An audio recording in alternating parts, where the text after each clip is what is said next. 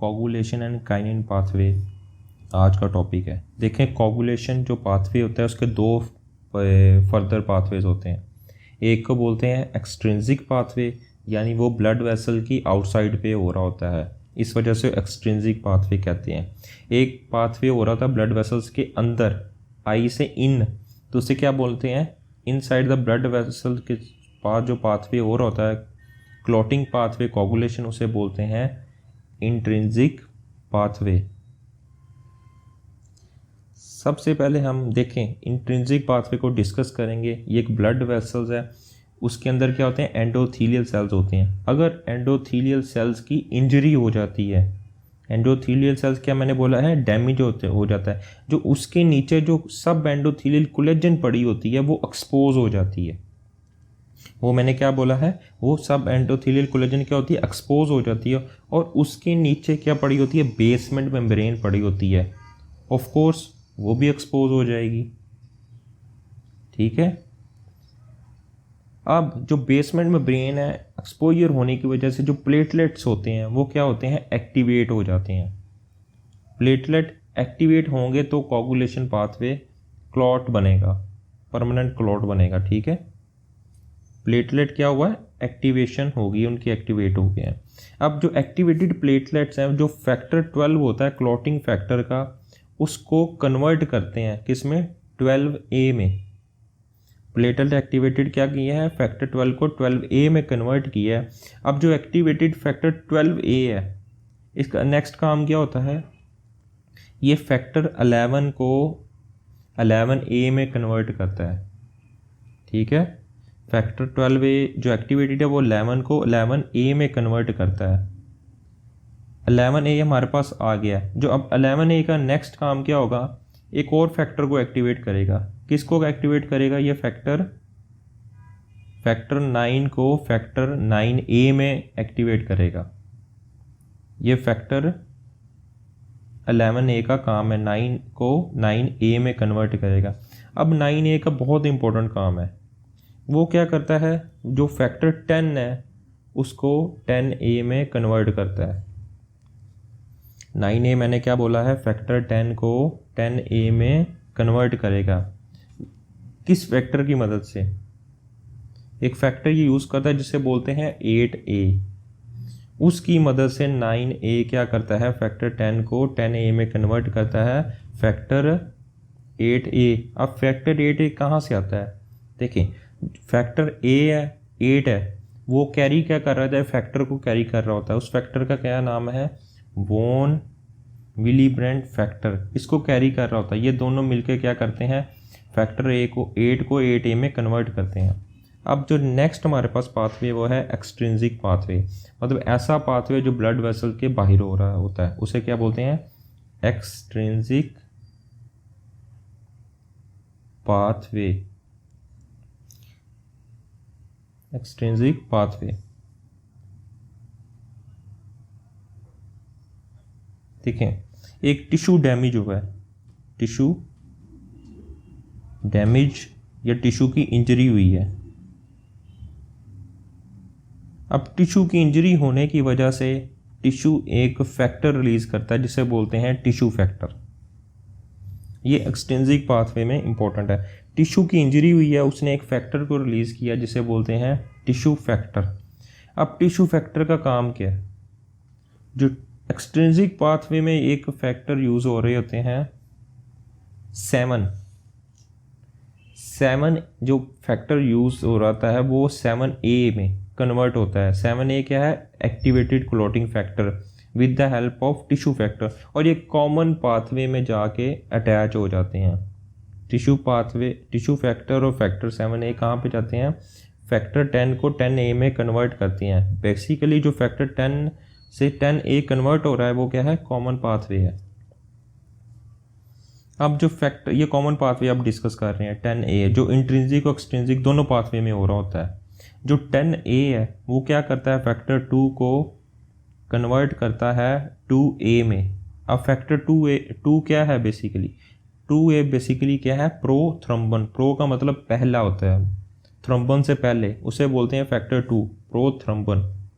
अब 2A में convert हो चुका है, अब 2A का क्या मतलब है, ये क्या है, थ्रोम्बन बन चुका है with the help of factor 10A। अब यहाँ पे भी जो 10A है फैक्टर है, वो एक फैक्टर यूज़ करता है जिसे बोलते हैं 5A, यानी 5 फैक्टर चेंज होता है 5A में, उसकी वजह से थ्रोम्बन बनता है। अब जो फैक्टर थ्रोम्बन बन चुका है हमारे पास, वो क्या 2A, वो क्या करता है, वो फैक्टर 1, उस फैक्टर 1 को क्या बोलते हैं, फाइब्रिनोजन।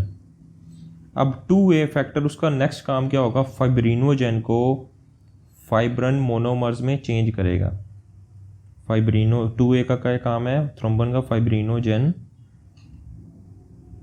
को फाइब्रन में कन्वर्ट करेगा 1A फैक्टर 1 को फाइब्रिनोजन बोलते हैं, 1A को क्या बोलते हैं, फाइब्रन मोनोमर्स बोलते हैं,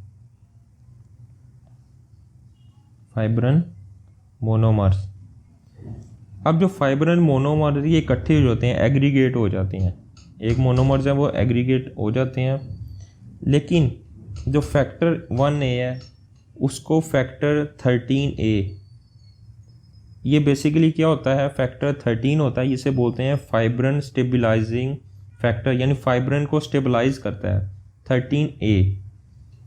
वो इस फैक्टर वो यहाँ पे यूज़ होता है, जो फाइब्रन मोनोमर्स हैं उनको स्टेबलाइज करने की मदद करता है, फाइब्रन स्टेबलाइजिंग फैक्टर 13 को बोलते हैं।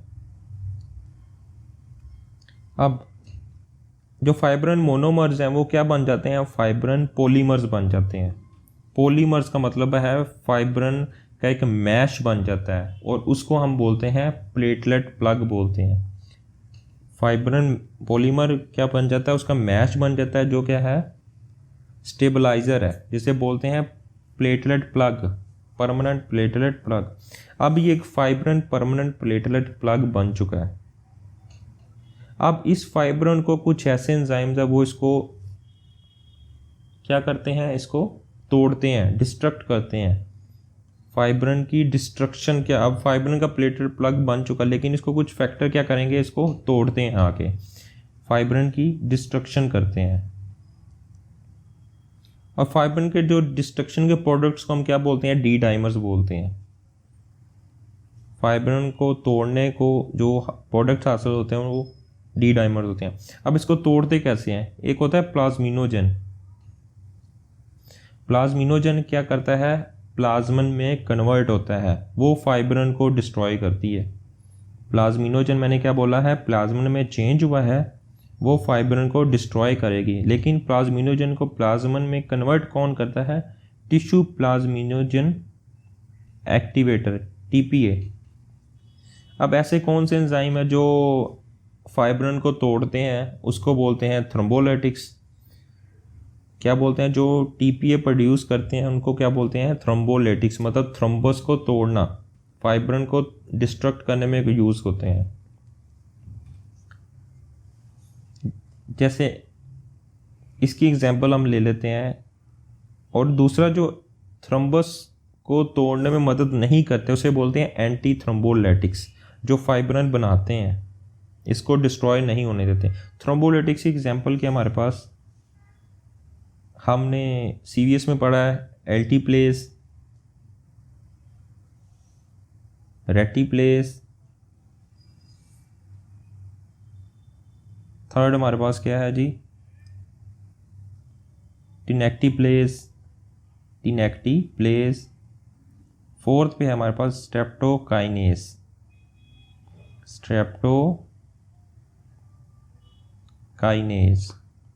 जो एंटी थ्रोम्बोलिटिक्स है उसकी एग्जांपल क्या है, उसमें जो क्या हम यूज़ करते हैं, अमाइनो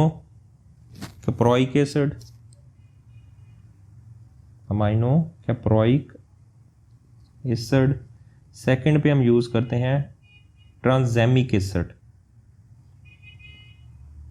ठीक है, ये एंटी थ्रोम्बोलिटिक की एग्जांपल है। अब कुछ फैक्टर हैं वो क्या करते हैं, फैक्टर हम देखते हैं, ये क्या,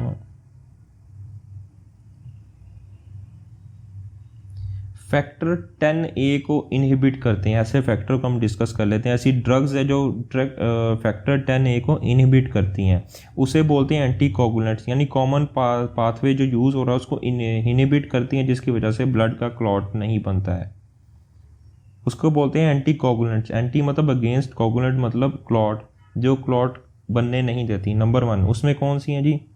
लो मॉलिक्यूलर वेट हेपरिन हम यूज़ करते हैं एंटी कोगुलेशन के लिए, जिसका एग्जांपल है डेल्टाप्रीन और इनॉक्साप्रीन। डेल्टाप्रीन, सेकंड क्या है? इनॉक्साप्रीन।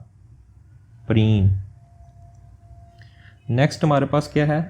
हेपरिन है, वो हम यूज़ करते हैं एंटी कोगुलेंट्स जो 10A को इनहिबिट करती हैं। और ऐसे फैक्टर जो डायरेक्ट 10A इनहिबिटर्स होते हैं ड्रग्स, उसे उनको क्या बोलते हैं? एपिक्साबान। और हमारे पास नेक्स्ट क्या है? अपिक्सा, जो डायरेक्ट जो 10A को इनहिबिट करती हैं, कॉमन पाथवे में यूज़ हो रहा था एपिक्साबान। सेकंड हमारा, फोर्थ हमारे पास ड्रग्स है फोंडापेरिनॉक्स। ये बेसिकली क्या है? 10A इनहिबिटर है ये ड्रग्स, फोंडापेरिनॉक्स।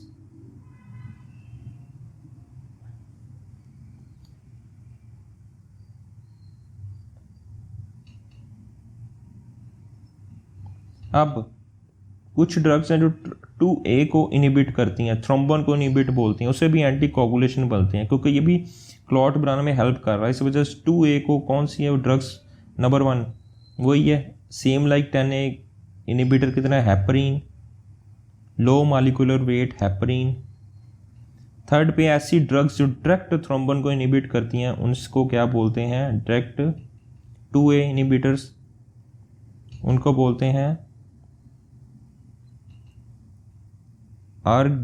अर्गेट्रोब्रॉन। सेकंड क्या है? बिवालीरुडीन।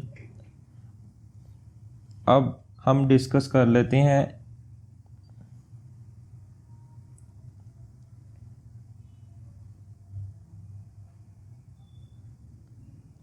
फैक्टर 8A की इनहिबिटर्स। इसको दो प्रोटीन इनहिबिट करती हैं फैक्टर 8A को, प्रोटीन C और प्रोटीन S। ये क्या करती हैं? फैक्टर 8A को इनहिबिट करती हैं, ताकि ये जो कोगुलेशन में हेल्प हो रही होती है फैक्टर 8 जो करता है वो हेल्प ना हो सके, प्रोटीन C। और नेक्स्ट जो प्रोटीन वो कौन सी है इसमें जो इनहिबिटर के लिए यूज़ हो रही है? Protein S। अब हम डिस्कस कर लेते हैं kinin pathway. High molecular wait जो काइनोजेंस हैं वो कन्वर्ट होती हैं ब्रेडिकाइनिन में एक एंजाइम की हेल्प से। उस एंजाइम को क्या बोलते हैं? मैंने बोला high molecular weight kininogen convert हुई हैं ब्रेडिकाइनिन में with the help of one enzyme kallikrein की मदद से। अब ब्रेडिकाइनिन का काम क्या होता है? नंबर 1 ये ब्लड में वेजोडाइलेशन करवाती हैं, और जो कैपिलरीज या ब्लड वेसल्स हैं उनकी जो परमेबिलिटी है वो इंक्रीज कर देती हैं, यानी एडीमा वहाँ पे करवाती हैं।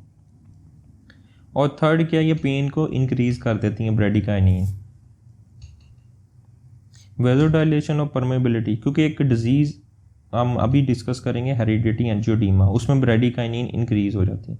अब कैलीक्रीन को इनहिबिट कौन सी एंजाइम करता है? C1 एस्टरेज इनहिबिटर यूज़ होता है जो कैलीक्रीन को इनहिबिट करता है, और साथ साथ C1 12A और 11A को इनहिबिट करता है। हेरिडिटी एंजियोडीमा ऐसी डिजीज़ है जिसमें ब्रेडिकाइनिन इंक्रीज हो जाती है, उसमें वेजोडाइलेशन और परमेबिलिटी होती है, इसको बोलते हैं, इस वजह से इसको हेरिडिटी एंजियोडीमा।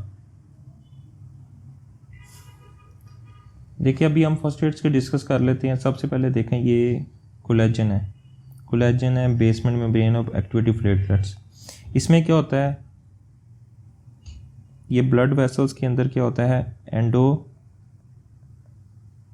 सेल्स होते हैं, उसकी इंजरी हो जाती है, उसके नीचे क्या होती है? कोलेजन पड़ी होती है, वो एक्सपोज हो जाती है, एक्सपोज, और उसके नीचे क्या पड़ा होता है बेसमेंट मेम्ब्रेन, वो भी क्या होती थी एक्सपोज हो जाती है, और जिसकी वजह से क्या होता है जो एक्टिवेटेड प्लेटलेट्स हैं वो एक्टिवेट हो चुके होते हैं, और जो एक्टिवेटेड प्लेटलेट्स हैं वो क्या करते हैं जो फैक्टर 12 है इसको करते हैं कन्वर्ट 12A में, और जो एक्टिवेटेड प्लेटलेट्स है 12A इसका नेक्स्ट काम क्या होता है, ये कहता है फैक्टर 11 को 11A में कन्वर्ट करते हैं, इसका जो नेक्स्ट काम होता है। और जो एक्टिवेटेड होते हैं फैक्टर 11A एक्टिवेटेड हो चुका होता है वो क्या, उसका नेक्स्ट काम क्या होता है, जो फैक्टर 9 है फैक्टर 9 को 9A में कन्वर्ट करता है। अब फैक्टर 9 जो होता है वो कॉमन पाथवे, इसे बोलते हैं कॉमन पाथवे, उसमें एंटर होता है। अब factor 9 with the help of enzyme factor 8 की मदद से क्या करता है, ये 10 को 10A में कन्वर्ट करता है। और फैक्टर जो 9 है वो यूज़ कौन सा फैक्टर करता है, फैक्टर 8A यूज़ करता है। फैक्टर 8 कहाँ से आता है, जो फैक्टर 8 आता है ये कैरी कर रहा होता है वॉन विलियन फैक्टर, ये कन्वर्ट हो जाते हैं फैक्टर 8A में।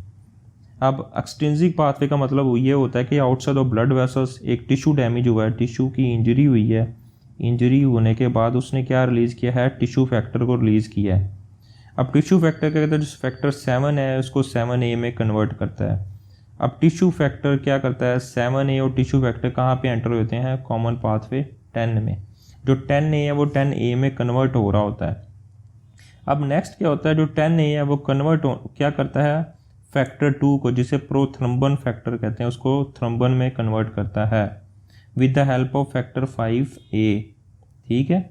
अब जो नेक्स्ट एक्टिवेटेड प्रोथ्रम्बन 2 है वो क्या करता है, फैक्टर 1 को फैक्टर 1A में कन्वर्ट करता है, फाइब्रिनोजन को, फैक्टर 1 को फाइब्रिनोजन बोलते हैं और फैक्टर 1 में कन्वर्ट करेगा। और जो फैक्टर 1 है मोनोमर्स हैं, ये फैक्टर 13A को यूज़ करते हैं, जो मोनोमर सिंगल होते हैं ये एग्रीगेट करके क्या बोलते हैं, पॉलीमर्स बना देते हैं, इसको बोलते हैं पॉलीमर्स, और ये परमानेंट प्लेटलेट प्लग बन चुका होता है। अब ऐसे जो चीज़ें होती हैं जो इस प्लेटलेट प्लग को क्या करती हैं, डिस्ट्रॉय करती हैं, और उस प्लेटलेट जो फाइब्रिन डीग्रेड होते हैं उसके प्रोडक्ट को क्या बोलते हैं, डी डाइमर। ऐसी डिजीज़ हम नेक्स्ट पढ़ेंगे जो डी डाइमर्स, उनमें क्या होगा, मार्कर्स होते हैं। फॉर एग्जांपल डीवीटी में या डिस्टल वेन थ्रोम्बोसिस में भी डी डाइमर्स इंक्रीज हो जाते हैं। लेकिन ये डिस्ट्रॉय कैसे करते हैं, एक प्लाज्मिनोजन जो ब्लड में होता है वो क्या करता है, प्लाज्मिन में कन्वर्ट होता है, और प्लाज्मिन नेक्स्ट क्या करती है, इस फाइब्रिन को डिग्रेड करती है, और with the help of TPA tissue plasminogen activator. अब थ्रोम्बोलाइटिक्स ऐसे जो इस प्लेटलेट्स को क्या करती हैं, डिग्रेड करने में हेल्प करते हैं, डिग्रेडेशन में हेल्प करते हैं, उसे बोलते हैं थ्रोम्बोलाइटिक्स, यानी थ्रोम्बोलाइटिक्स का मतलब ब्रेक डाउन। और उसमें कहते हैं एल्टीप्लेज यूज़ हो रहा होता है, रेटिप्लेज यूज़ करते हैं, टेनेक्टिप्लेज और स्ट्रेप्टोकाइनेज एसके। अब नेक्स्ट है जो एंटी थ्रोम्बोफाइब्रो, एंटी मतलब अगेंस्ट, यानी थ्रोम्बस के अगेंस्ट, थ्रोम्बस को ब्रेक डाउन नहीं करता, उसमें अमाइनो कैप्रोइक एसिड और ट्रांसैमिक एसिड है, इसे बोलते हैं फाइब्रिनोलाइटिक सिस्टम।